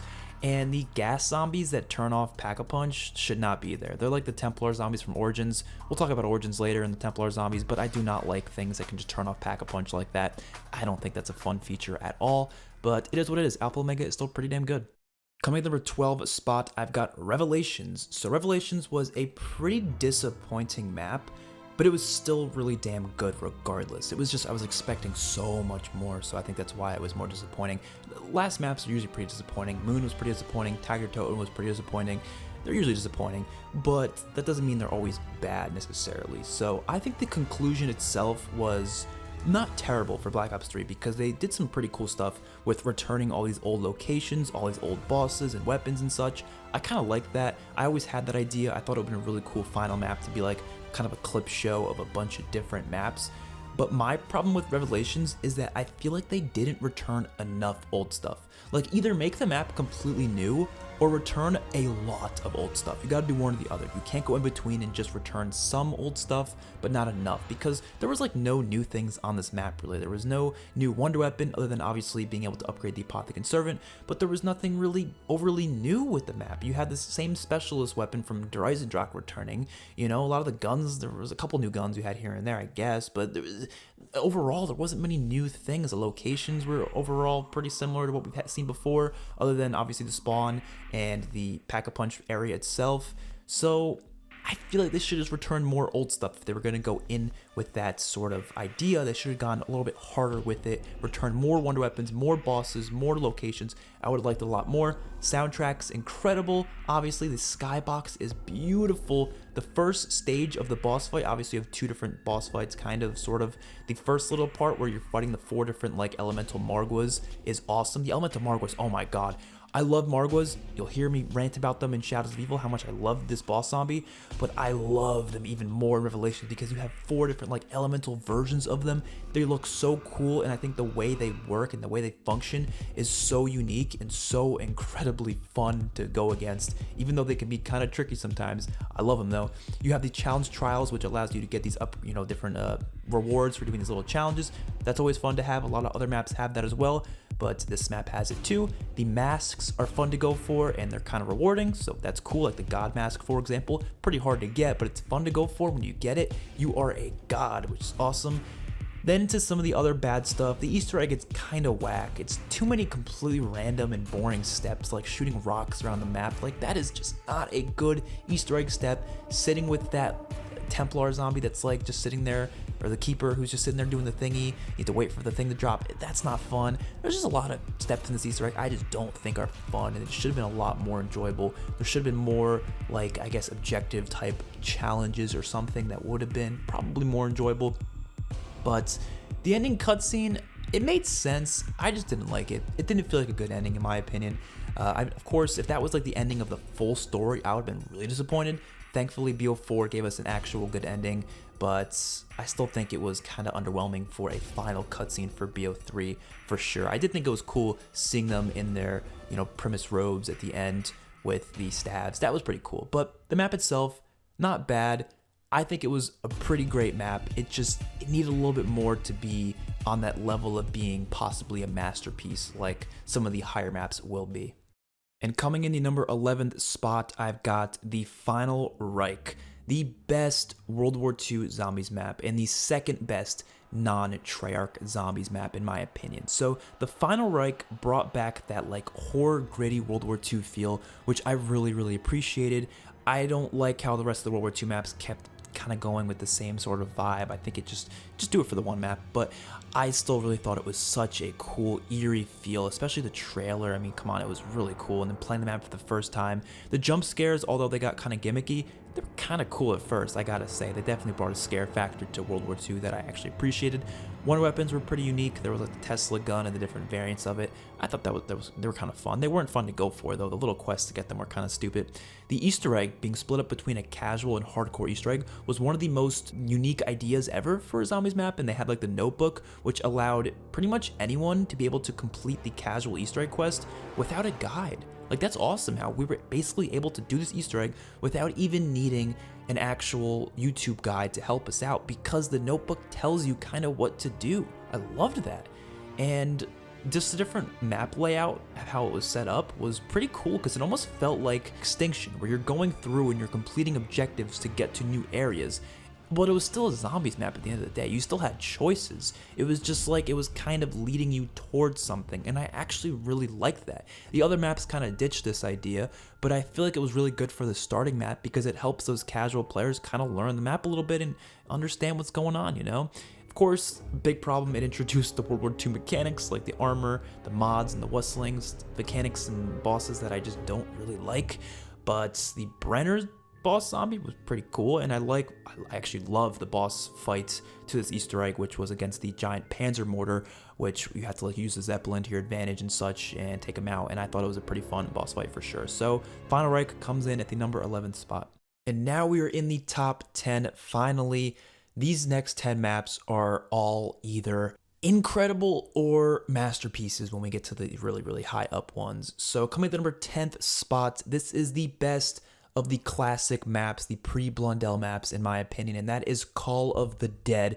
Call of the Dead is so freaking great. It is so classic to me because this is one of the maps I played probably the most back in the Black Ops 1 days because of the reasons I'm about to state, and I still believe these things to this day. I still think it's one of the most replayable maps, even though it doesn't actually have too much to it compared to the newer maps. Let's get into it. So first of all, The atmosphere is still pretty great, obviously. Black Ops 1's maps, some of them had great atmosphere, some of them I don't really think did. This is the first snowy map we ever had, which is awesome. I think snowy maps are usually pretty damn good, so this is an example of a great snowy map. And the fog, I actually kind of appreciated. Like I said, I'm actually a fan of fog. I know you guys probably don't agree with me, but I think fog is a unique feature that kind of makes the map feel a little more eerie and weird. He has some ambient music playing throughout it, which is really nice. The Wonder Waffle comes back on this map, which is awesome. You can get it after completing the Easter egg. Every time you kill George, you get the Wonder Waffle. So this actually gives you a pretty damn good reward for completing the Easter egg that goes for every game going forward, because every game going forward, if you kill George, you get the Wonder Waffle instead of getting the death machine. That is an awesome reward for completing the Easter egg, which the Easter egg isn't that great, I'll be honest, but it's still rewarding, so I do it anyways because I want to get that Wonder Waffle after killing George, of course. And the other Wonder Weapons on the map, they're kind of crappy, I'll be honest. They're some of the worst Wonder Weapons we've ever seen. The VR11's trash. Scavenger is fun, but really bad on high rounds. The high rounds are just not easy on this map at all, but I kind of like that because it makes it more difficult for the average player to even get to decently high rounds at all. George is one of the coolest boss zombies in zombies history. The fact that you can kill him and get free perks out of it is awesome. He adds an extra layer to the map, kind of like a challenge. You can't really camp as well because he'll come and get your ass. If you train, you have to like watch out for him. If you get cornered by him, you're probably gonna die. I love that. The map is huge, but there's a lot of transportation methods to get around, so it makes it so the size of the map isn't really that big of a deal. I love this map, but of course, like I said, the VR11 being trash, the scavenger being kind of poo-poo, and just the fact that the Easter egg isn't that fun and there's not a lot of stuff to do other than that does hold it back a little bit from being perfect. But Call of the Dead, the best classic map on this list, that comes in the number 10 spot. And coming into number 9 spot, I've got 9. I swear to God, this is completely coincidental. I did not plan this. I did not force this at all. This coincidentally ended up in the number 9 spot. Kind of funny. But 9 from Black Ops 4, this is a map that's actually kind of praised throughout the community. Like, it's one of the only Black Ops 4 maps that people actually claim is really good. But let's talk about why I think this is a really fantastic map. So first of all, the location itself is pretty great. It's this Roman Empire place, obviously. And I think the fact that it's a very simple map for starters is great because it's the on-disc map. Of course, you're going to need a pretty simple map for, players. But the Easter egg itself can actually pose a nice challenge for players. It's not hard necessarily, but it's definitely can be challenging. At least some of the steps can be. So I think this is one of the better Easter egg quests that we've ever had in COD history. I think a couple of the steps are a little stupid. Like, for example, shooting the pillars with the Death of Orion. It's kind of stupid. Just it doesn't really, usually work well. It's like you got to be so precise with what you're shooting. It makes no sense. But the other steps are pretty cool. I think the Daniel step is awesome. The Ross step is pretty fun. And although it can be really frustrating if you fail it, obviously with the fire zombies, they kind of ruin it. The Zeus step is awesome. And then the boss fight is amazing against these 2 giant elephants. It's great. It's great. I don't like the early steps of the Easter egg though. Like, they're very, very just artificially making you go through rounds. Like, you have to do this and then wait around and then do this and then wait around and then do this and then wait around. I don't like that at all. But if you know the spawns well of the maps, it can be kind of easy to, utilize those spawns by ending the rounds pretty quickly. So it's not the worst thing in the world, but if you're not really, too knowledgeable of the map, it can be kind of frustrating for a lot of different players. The map's design is awesome. It's very, very linear, how it's split up between the 4 different god statues and the 4 different sections of the map, and then you can go in the underground area. I love how that's split up. The crowd granting rewards is kind of nice, and then of course you have the challenge podiums, which are also, like I said, always a great thing to have in zombies maps. So you get these awesome little rewards here and there for just, doing these little challenges, and they're pretty good rewards as well. You get like upgraded weapons out of it, you get a free perk out of it. I love that. The one thing I hate about this map is the skull that you have to find for the Easter egg is so hard to, because it's just so hard to find because it doesn't render in properly sometimes, which is kind of frustrating. Other than that, there's really no other negatives to the map. Obviously, like, it's Black Ops 4, of course. I'm not a big fan of the mechanics in this game, but they don't really frustrate me on 9 nearly as much as they do in other maps. I think a lot of people agree with me on this. They kind of work better for 9.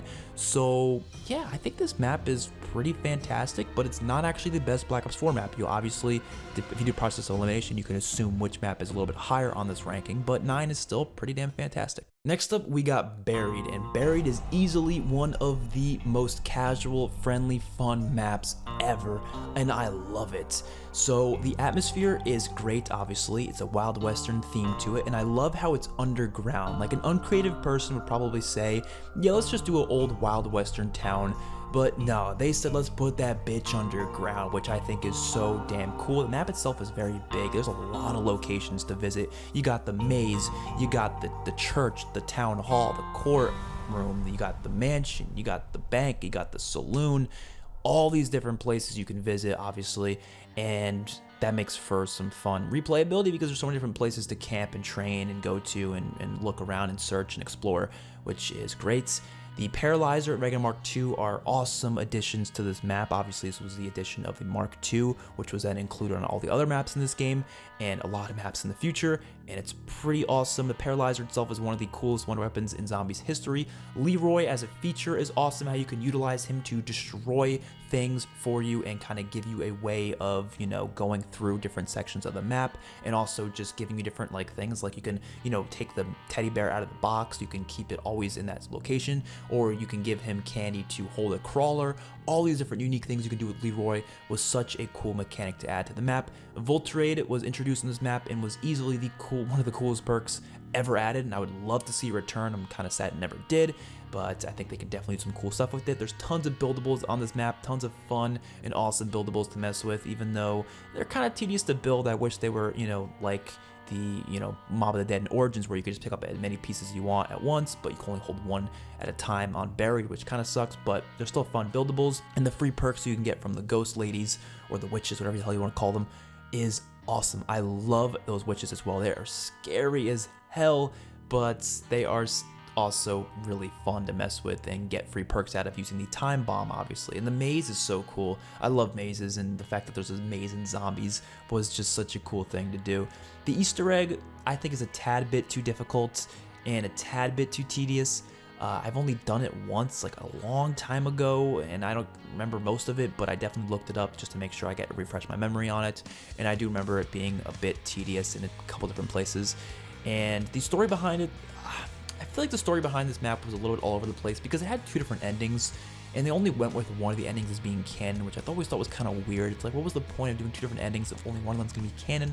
And I'd say the last negative I would have to say about the map is that it can be too easy, which isn't necessarily a terrible thing, but like if you want a challenging map in any way, shape, or form, this map gives absolutely zero challenge. I mean, obviously the Easter egg, but the Easter egg's not really challenging, more so it's just kind of tedious and frustrating when you can't do it correctly, especially because you need a good team to do it. You cannot do this solo, obviously. It's impossible to do it solo, but if you don't have a good team with you, you will not be able to do it at all. So that's that. I guess it's not a terrible thing, though. I guess they really wanted to focus on teamwork and such, but later maps kind of drop that and say, nah, bro, you can do the Easter egg yourself, man. It's not that hard. You know what I mean? Buried, great map, ton of casual fun. I do love playing this just for fun all the time. And yeah, that comes in number 8 spot. Coming to number 7th spot, I've got Shadows of Evil, a map that was actually widely hated upon when it first came out, but over time the community has grown to absolutely love and adore this map, and it deserves all that praise because it is incredible. Starting off with the look of the map and the atmosphere, it is a beautiful map. I would say the most beautiful Zombies map of all time. The city lights with the Cthulhu aesthetic to it, I actually really, really like. Margwas are the best boss zombies of all time, in my opinion. I love their design to it, their models. I love how you have to wait for their heads to come out to actually shoot them. It makes the gameplay feel very, you know, unique because you have to kind of like wait for them to open it. So if you get cornered when they're not opened, you can't really do anything about it. You can't shoot them because you have to wait for it to open. So you really have to train these guys in a really smart and intelligent way. I love the pods. You can get like free power-ups from them. They're kind of like the dig sites from Origins. I love seeing that. Soundtrack is so fitting to the map. And the Apothicon Servants, awesome. I like it more in Revelations, of course, because you can get it upgraded, but it's still pretty cool in this map nonetheless. I think it looks awesome. I think the black hole effect is pretty cool, and getting limited ammo, or like 9 bullets, not much bullets on it, makes sense to me, because you wouldn't want it to be overpowered, obviously, to have like 30 like you could with a certain glitch when the game was first out. And I gotta say, the Easter egg isn't the best in the world. I do think it could be a little bit better, especially if it was solo friendly, but I think the boss fight was a little underwhelming as well. I don't think it was the coolest thing in the world. One of the biggest problems I have with the map is the fact that you can't get more than 4 perks without Gobblegum. A lot of maps during Black Ops 2 and Black Ops 3 were allowing you to get more than 4 perks, but this map just said, fuck you, I'm not letting you get more than 4 perks, which I thought was so stupid, because it's like, come on now, we've been doing this for a while now, a lot of maps have given us more than 4 perks, and you can't do it. I hated that about this map, and of course, like I said before, the fact that there's no Apothecon Servant upgrade, it's kind of unfortunate, but that's really all the negatives I have for this map. Other than that, it is incredible. The characters are great, the story and the feel and the vibes, fantastic. I love the aesthetic. That comes in at the number 7 spot. Coming in the number 6 spot, I've got Ancient Evil, the best Black Ops 4 Zombies map in my opinion. So I love the ancient Greece location we get in this map, and the fact that it's underground, just like buried, is pretty awesome. The mythology behind the map is so interesting. The fact that Medusa shows up in the cutscene, like, come on now, that's just so cool. Like I said, the ending cutscene really made me actually interested in the Chaos story. Unfortunately, we're not going to see it again, but we might not see it again. I don't know. We could possibly at some point in the future. I don't know. But the Easter egg ending was so cool, seeing Medusa pop out, and I love that a lot. The gauntlets, the wonder weapons, so fun to use, and they're pretty easy to get, and you can actually get 2 different upgrades for them. You don't just get one upgrade. You can upgrade them even second time through a quest, which I think is so cool because it adds more stuff to do on the map, and you don't even have to do the 2 upgrades for the Easter egg, which is great because it's optional, therefore it's not something you have to do every time you want to do Easter egg. It's just sometimes every now and then you might want to do it because it's actually kind of fun to do, to be honest. The challenge and reward system is amazing. I'd say this is the best version of challenge and trials that we've ever had, because you can select these you can actually buy them from the Oracle, and you can do them, and you have certain time limits to do them, and then you can choose when to get your reward based on whether or not you have a legendary reward available, or epic, or common, and you get random legendary, epic, or common rewards out of it. And the rewards are great. You get like upgraded weapons, you get perks, you get more lives, which are great because these are stuff you can just continuously do. They're not like the trials where you only get a couple of them. No, you can just keep doing them again and again and again. So if you're doing high rounds in this map, or you're just messing around for fun, there's just so many challenges you can keep on doing, which adds a lot of replay value to the map. The Easter egg is really replayable. I don't like how you need to do the challenges for them, because then it's like kind of like, I gotta get lucky for it to do it quickly. But if you're not speedrunning it, I don't think it's that big of a deal. And I think the boss fight is awesome. The hit your mark step is one of the coolest Easter egg steps in Zombies history. But I'd say the biggest problems I have with this map, the Minotaur boss zombie, the guy with like 6 arms or whatever, he's so stupid. He's just a complete bullet sponge. I don't like bullet sponge bosses. I like when they're more unique, like the Margwa, where you have to shoot specific weak points. He has some weak points, but he's still a bullet sponge, and it's not fun to go against a bullet sponge ever. And the Ross step in the Easter egg, not solo friendly. I'm sorry, I do not like that step at all, but it doesn't ruin the whole Easter egg because the other steps are pretty fun to do, and I gotta say, it definitely makes this map one of the best of all time. And yeah, it comes in at number 6 spots. And now we are finally getting into the top 5, and these top 5 maps are all masterpieces, some of the best content from Zombies history. I can play these maps a million times over and never get bored of them. Coming in number 5th spot, though, I got Gorod Krovi, which is a map that I've seen actually a lot of hate on recently, but everyone loved it when it was first out. Let's be real here. Everyone loved Gorod Krovi, so let me go through everything I love about it. So first of all, Stalingrad is an awesome location to be in, for sure. The epic World War II soundtrack that it has is great. Although it's a very rubble and kind of gray map, it still manages to be bright and colorful in different aspects, which is really cool how they're able to do that, I gotta say. Regular Mark III is a really fun wonder weapon, although it's not the best for high rounds. It's really good on lower rounds, especially when you're doing the Easter egg. The PPSH, FAMAS, and L4 Siege weapons being added were great weapons. I think all 3 of them are really fun to use in their respective ways. PPSH especially, I was so glad to see that back. The Dragon Shield is one of the coolest additions of this shield ever. The dragons themselves that you can fly on, the ones that spew fire down and cut off different lanes in the map for a couple seconds, I think add a unique element to the map as well. And the boss fight, easily the best boss fight in Zombies history in my opinion, I'd say. It's really awesome. It's kind of easy to exploit now. You can kind of destroy, especially Nikolai, really quickly, but the dragon part especially, I think is so much fun. And the Easter egg itself is, I think, very, very playable. It flows very, very well from step to step, especially when you get into the trophies and you're doing the different challenges. The bomb step can be really, really annoying if you don't do it correctly, and really stressful, but it's also really fun, so I like it. And of course, you get the challenge trials for some free stuff as well, like an upgraded weapon, a free perk, stuff like that. That's always great to have. I don't like the code cylinder step though, because it requires outside information. You're not going to do it without the outside information, and I don't usually like when Easter eggs do that. The Valkyries also can be a little bit annoying, like most boss zombies are throughout zombies history, let's be real here.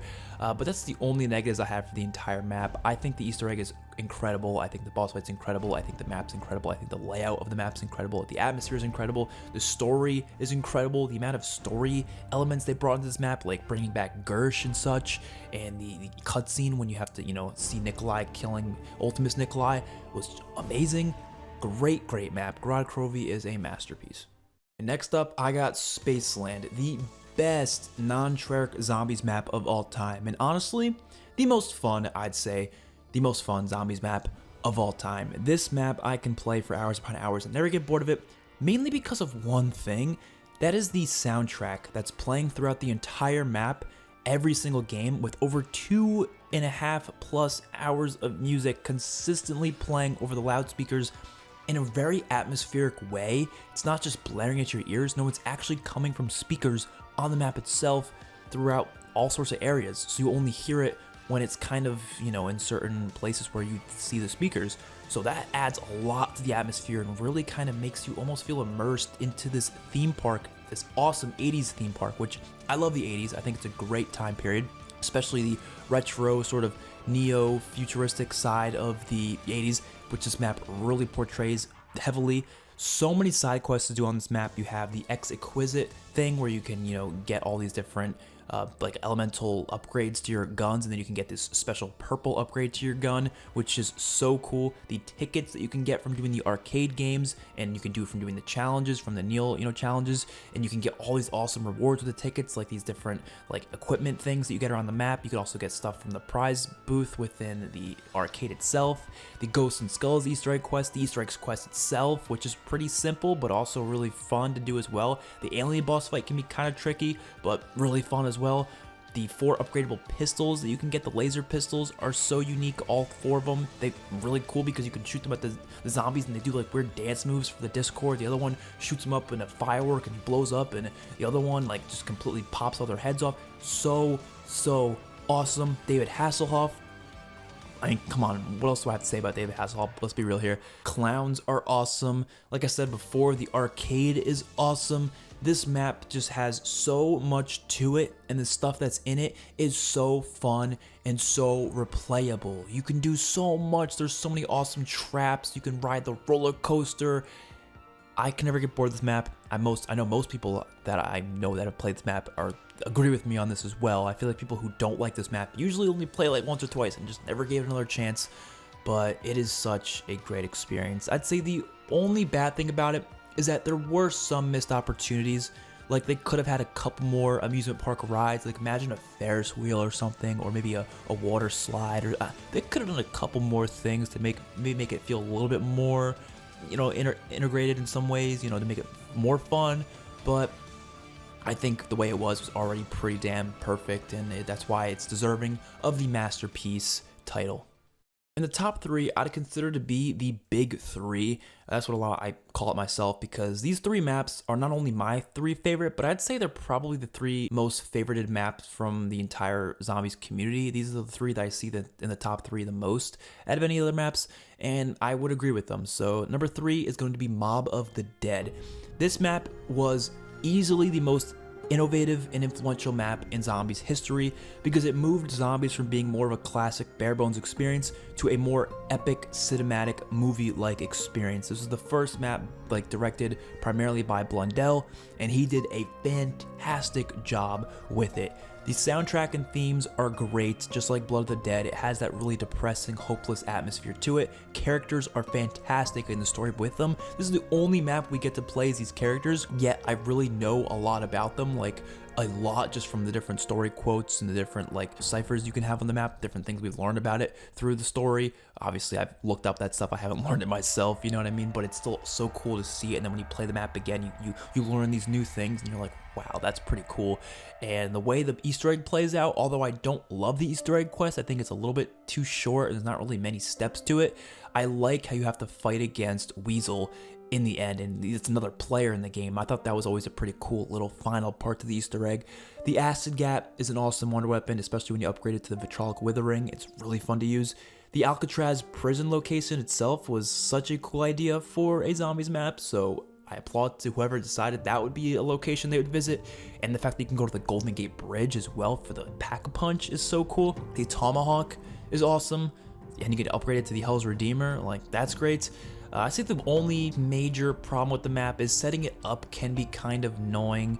How you have to get all the plane parts. It can take a while. It can be a little frustrating, but it's not a massive deal because the map itself really makes up for just being such an epic atmospheric experience. And the fact that you get these amazing soundtracks as you enter different areas of the map, this is the first time a zombies map did that. It makes it feel so much more cinematic and so much more immersive, and I absolutely love that. Coming in the number 2 spot, I've got Der Eisendrache. So I would say this map has easily the best Easter egg quest of all time. I think it just flows very nicely from step to step, and the boss fight is amazing. Like, the Easter egg itself is not too hard, but it's also not too easy. I think it's just in the right spot, and it's really solo friendly, but also really fun on co-op as well. The way the bows work, you only need 1 if you're doing solo, but you need 2 if you're doing, 2-player, you need 4 if you're doing 4. I like that a lot more than, like, for example, Origins, where you need all of the stats regardless. I think the bows work a lot better in terms of how they are integrated with the Easter egg itself. I love that. And especially how that one step you have to use one specific bow for each part when you're going through with these collecting the souls with the Keeper. I love that. The Easter egg itself is also pretty cinematic. Like, you have to literally blow up the moon, and the one part you're shooting down the Dempsey's pod to the place and like hits the clock tower. That was really cool and cinematic. The castle location itself is awesome, like this medieval castle. I mean, come on, who doesn't want to fight zombies in a medieval castle? And I love the story with the map as well, the way it connects back to World at War Black Ops 1. And the soundtrack is outstanding. Of course, the Easter egg song as well is amazing. Dead Again, one of the best Easter egg songs of all time. The map is just very casual friendly, but also has some unique, features to it that kind of make it a little more difficult. If you're, not using a bow, for example, you might have some trouble. And I kind of like that a lot. There's a lot of awesome training places as well. There's a lot of cool camping places. This map is just going down in history as one of the best, and I feel like the main part, of course, is the Easter egg for sure. Only issues I have, I feel like the fact that you can't get more than 4 perks is such an obnoxious thing. Same with Shadows of Evil, unless of course you have Gobblegums. I don't like that. There should always be a way to get more than 4 perks on every single map if there's more than 4 perks available. But you know what? It is what it is. The map itself is so much fun. The Wonder Fizz is great on the map as well. I think the Wonder Fizz was kind of overused after Der Eisendrache, but I liked having it back on this map from Origins because, sometimes you just don't want to have all the perks on the map itself, and just a couple of the perks on the map that you'd like to have, like Widow's Wine, Electric Cherry, Deadshot. So it's so nice to be able to earn them through the Wonder Fizz at least, so it gives us a way to get them. So Der Eisendrache, absolutely incredible. It's a masterpiece for sure.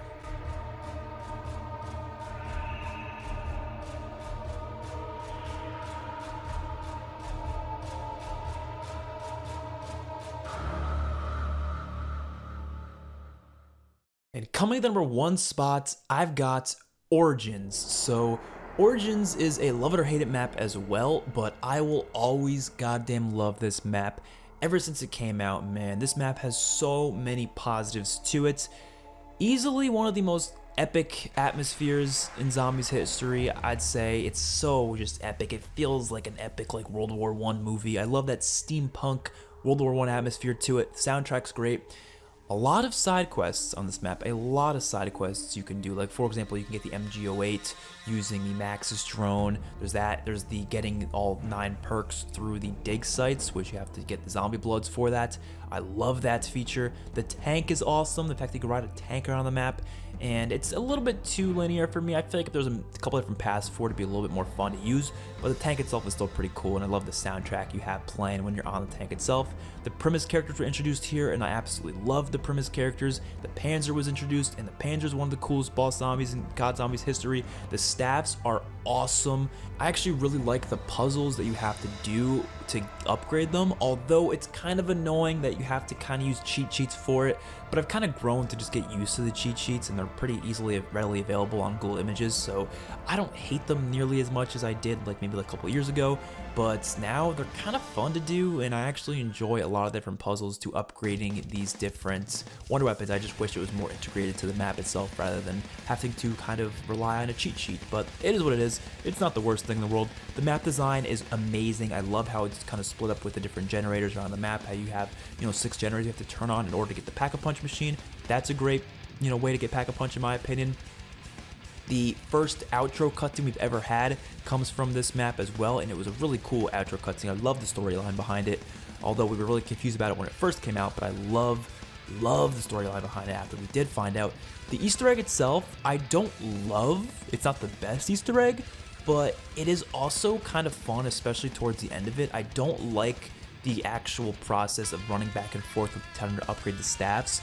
I like the quest itself to upgrade each staff, but since you can't hold many things at the same time, it kind of makes it a little tedious. I think the map would have worked a lot better if on solo you only needed one of them, because on 4-player it's really not that big of a deal. Everyone gets their own staff, it's fine.